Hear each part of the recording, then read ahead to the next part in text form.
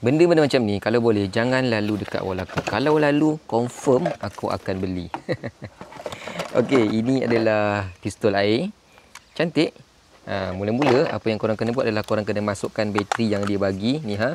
Bateri ni boleh cas menggunakan type C je. Dia ada bagi juga kabel charger dekat dalam kotak. Ini adalah kabel charger dia dengan USB A dan juga sambungan dekat sambungan ni. Jadi bila korang dah sambungkan bateri, masukkan aja, sorokkan, kemudian korang tutup semula macam ni dan terus boleh.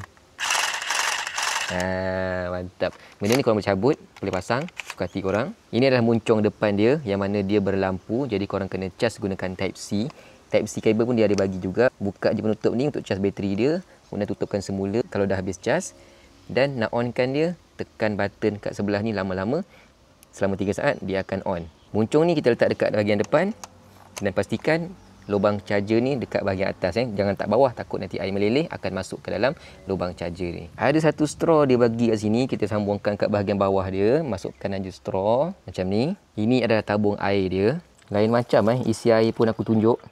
Isilah penuh-penuh ataupun setengah ke, suku ke, suka hati korang lah.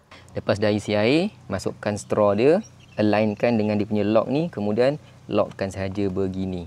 Lepas tu boleh terus tembak.